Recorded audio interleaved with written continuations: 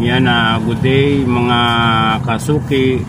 Ngayon ay araw ng Martes, September 30, no, last day ng araw ng September. So bukas ay October na. Yan, malapit na ang Pasko. Malapit no? Kahit malayo pa. Sa Berna Berna siya.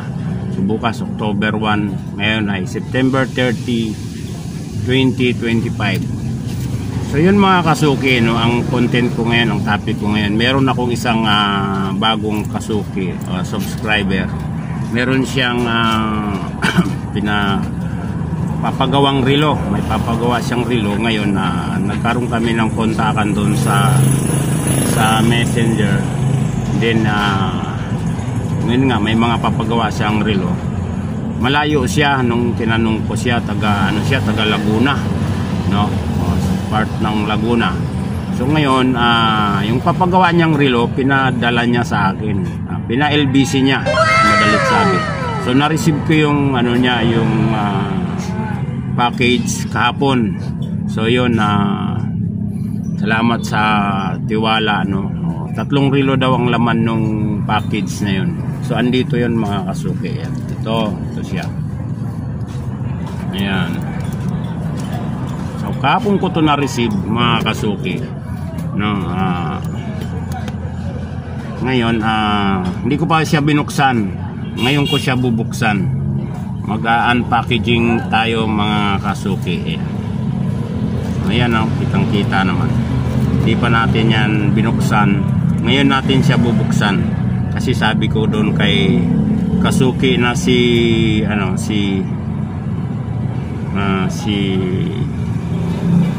Romy na lang. Romy, tawagin ko na lang siyang Romy. Ito yung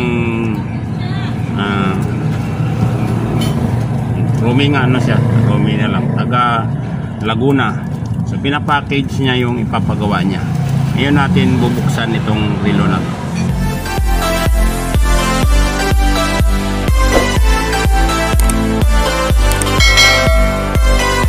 So ito na mga kasuki, bubuksan na natin yung pina-LBC niya na relo. Naalala ko meron din na nagpadala sa akin noon ng relo, taga naman siya, taga Tandang Sora, pero medyo malayo din. Pero ito mas malayo, imagine nyo, Laguna, Los Baños, Laguna.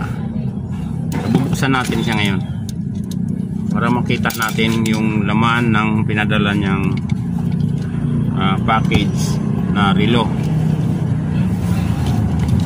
Ayan.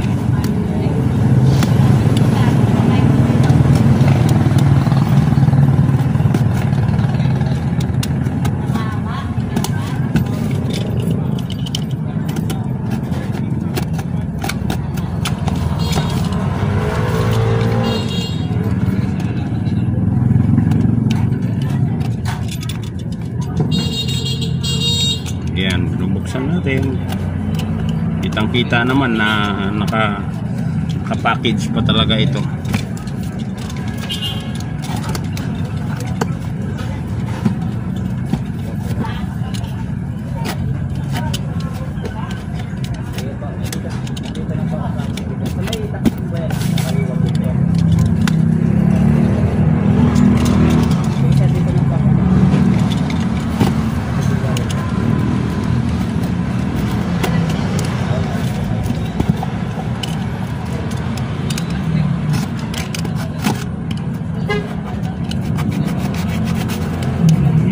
Kasuki, open na siya. Ayan ito yung laman. Liit lang pala galing doon sa loob. So naka pa siya, naka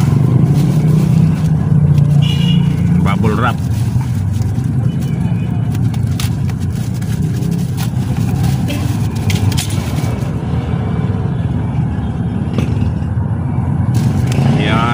Dalawang kahon lang ang laman niya.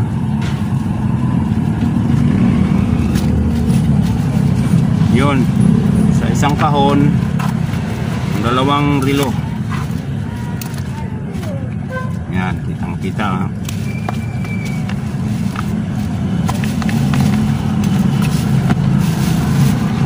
isang kahon. Yan mga kasuki.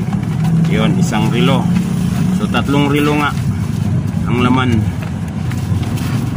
ng package. So ito mga kasuki, nasabi na niya na sa akin kung anong problema nitong mga relo na ito. Yan, tulad nito, pitan, patik, ito patik. Ayan ang mga kasuki.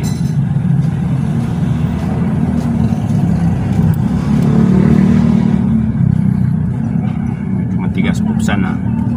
So ito siya, patik. Itong isa naman, yun, medyo naka-ano pa to ha.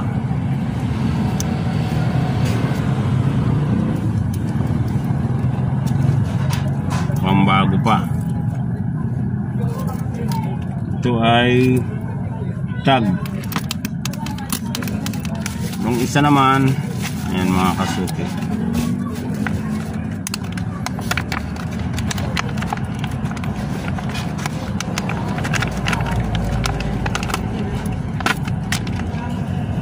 Ang pangalan ay Karcher. So yan. So 3 ito mga kasuki, no? Excuse me. 3 relo. Ang gagawin ko nito mga kasuki ay i-check muna natin kung ano yung mga diferensya at ano yung mga dapat gawin. May itong dalawa, so alam ko na wala itong mga pitan or crown. Ang mangyayari ay o-orderan natin to ng crown. Na babasis ka kung bigyan mo kita 500. Sige, sige. So, ang nangyari nito, ito mga kasuki ay bibilhan natin to ng pitan o crown, yung original na nilalagay natin mga kasuki. So, orderan natin to. Maaring bukas pumunta tayo ng Quiapo, no? Total, wala namang pasok ang bata na inahatid ko. Then ito, meron siyang pitan, hindi umaandar. I-check natin kung anong problema nito.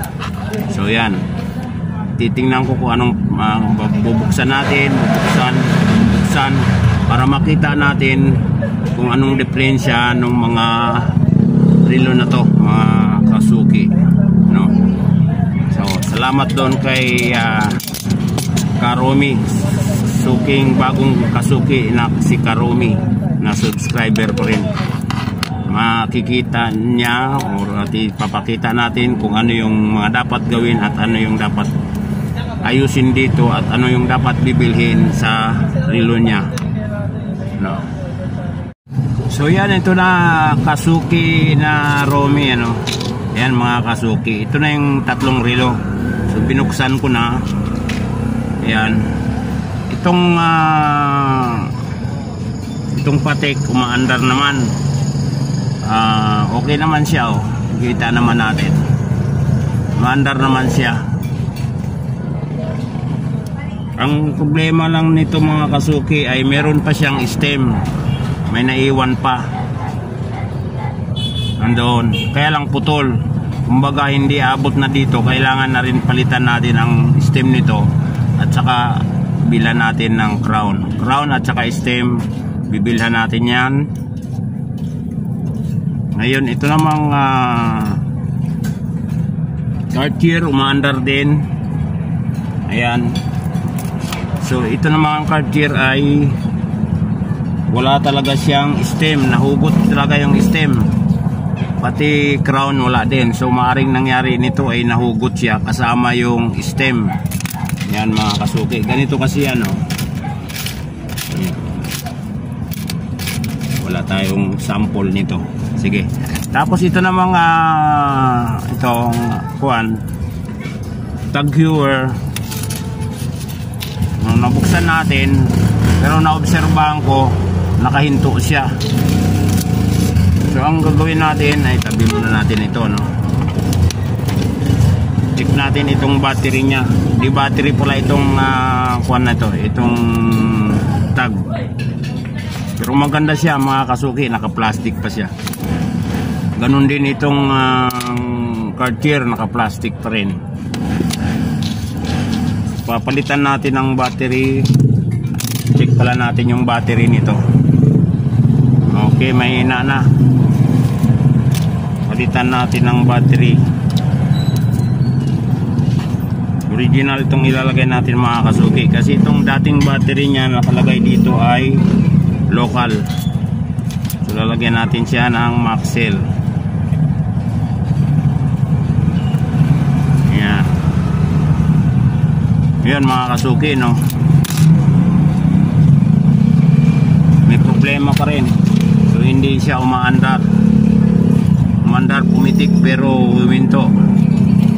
So ang rekomendasyon ko nito, since ang makina nito ay disposable, papalitan natin to ng magandang makina, yung original na makina. Parehong-pareho din ito, yung 2030 na may date. Yan, Karomi, no? Papalitan natin yan. Kasi bukang ito. Kung ganitong klase kasi hindi ito nare-repair. Yan mga kasuki, no? Yan, Karomi.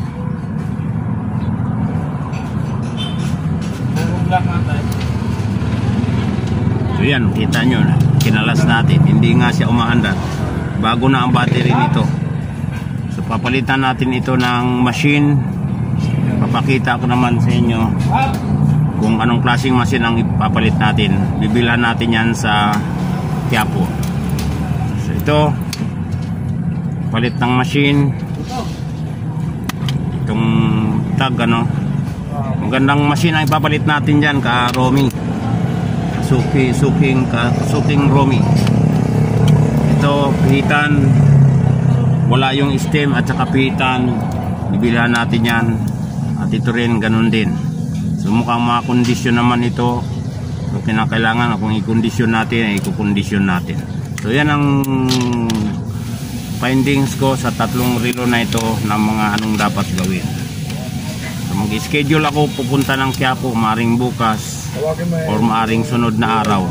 Kailangan ano muna tayo ng budget para pambili ng ng mga kailangan sa relo na ito. So yan mga kasuki, no, abangan yung sunod na paggawa ko na nito, na nabilang ko na siya ng pyesa. So yun, have a good day sa lahat mga kasuki, no. Thank you very much sa walang sawang panonood at pagsubaybay sa aking YouTube channel na Sar Kagampang Vlog. Shout out po sa inyong lahat ng mga kasuki subscriber ko. Medyo umangat po tayo ngayon, naging 1,177, nadagdagan ako ng 2 or 4. So ito rin kay si kasuki na Romi, siguro isa siya sa nagdagdag na subscriber ko at nagtitiwala na itong mga relo niya ay maayos. Actually 4 daw ito, meron pang isang naiwan, hindi na isabay dito. Siguro sa susunod na lang yun, pagka meron pa isang ibang relong ipapagawa. So yun, thank you mga guys, mga kasuki.